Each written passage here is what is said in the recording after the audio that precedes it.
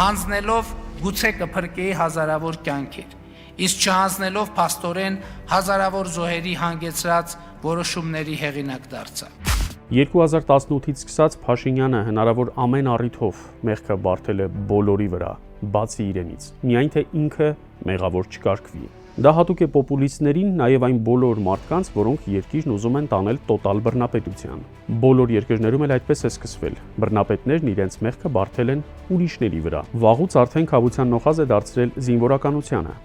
Իսկ զինվորականներից ով չի ուզում խոսել, կդառնա մեղավոր։ Նրանք պետք է խոսեն, ներկայացնեն իրական պատկերը, որ պատերազմում աղետալի պարտության մեղքը միայն նրանց ուսերին չբարթվի։ 44-օրյա պատերազմի քննիչ հանձնաժողով կոչվածը կարծես մեկ դերասանի թատրոն լիներ։ Բոլոր հարցերը նախօրոք պատրաստված էին, նույնիսկ այնպիսի տպավորություն էր, թե մեկ օր առաջ հավաքվում փորձել էին անում, թե ով ինչ տոնայնությամբ ու դեմքի արտահայտությամբ պիտի հարց տա։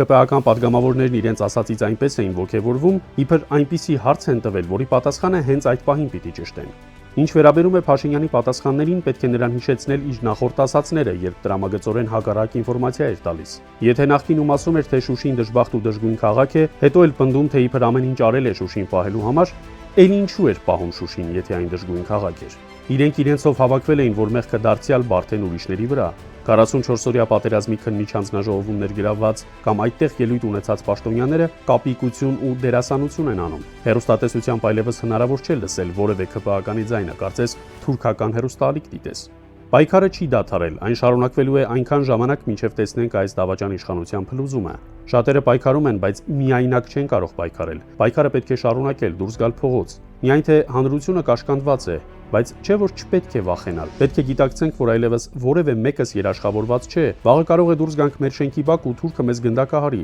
Պատերազմից անցել է մոտ 5 տարի, բայց ոչ ոք չի պատժվել։ Նիկոլը բոլորին մեղավոր է հանում, բացի իրենից։ Խաղաղություն ամեն գնով կամ կարգավորել այդ հարաբերությունները ամեն գնով մենք չենք կարող դրան գնալ, որովհետև մեզնից շատ չափազանց ծանր գին են պահանջում դրա դիմաց։ Մեզնից պահանջում են պարզապես պետության չգոյություն դրա դիմաց։ Եվ մենք բնականաբար չենք կարող գնալ այդ կարգի կարգավորման ամեն գնով խաղաղության, որովհետև վերջնարդյունքում ի վերջո էլի խաղաղություն մենք չենք ստանալու։ Բոլոր զոհերի ծնողները չէ, որ միանման են մտածում, ինչպես հասարակությունում։ Այդ հասարակության մի հատվածն էլ ծնողներն են։ Ծնողական համայնքում եւս տարբեր կարծիքներ ու մոտեցումներ կան։ Շատ ծնողներ ինքնուրույն են պայքարում, միգուցե ակտիվ պայքարի մեջ չեն, բայց մտածելակերպով նրանք հակաիշխանական են։ Զոհերի ծնողներին պետք է հանգիստ թողնել, այստեղ մեղավոր է համայն հայությունը։ Յուրաքանչյուրն էլ ծնող է։ Եթե զոհված տղաների ծնողները ոտքի չկանգնեն, ուրեմն ինչ է, մենք ազգովի վերջացած ենք։ Այն ծնողները, որոնք ամբողջական ընտանիք ունեն, պիտի մտածեն իրենց զավակների մասին։ Բոլոր մայրերն ու հայրերը պիտի անհանգստանան, երկիր ենք կորցնում։ Դավաճանությունը պիտի բացահայտվի, պատասխան են տալու, անպատասխան ոչինչ չի մնալու։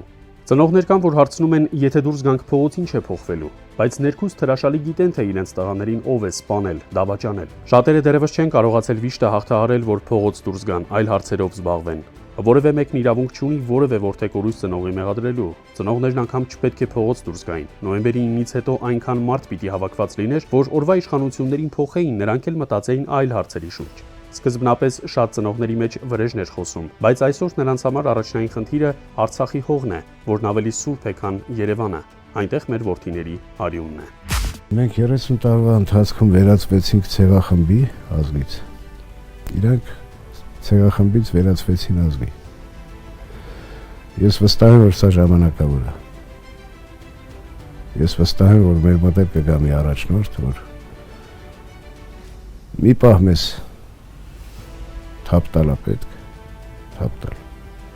Եվ ինքնամաքրվել։ Ինքնամաքրումից հետո մենք ի վիճակի կլինենք ողքինին թելադրելու, թե մենք ինչ ենք ուզում։ Զարմանալի է մեր գեներալիտետի սպայակույտի վարմունքը։ Վերջին 5 տարում քանի զինվորական է գեներալ դարձել, բայց չէ որ գեներալը նախ եւ առաջ սեփական պետությունն է պաշտպանում։ Եթե Փաշինյանը նախ սեփական ոտքերն է մաքրում մեր զինանշանով, ապա եւ զինվորականին գեներալի կոչում տալիս, ապա քանի գրոշի արժեք ունի այդ կոչումը։ Մեզ որակապես նոր ռազմական վերնախավ է պետք եւ հնարավորինս շուտ։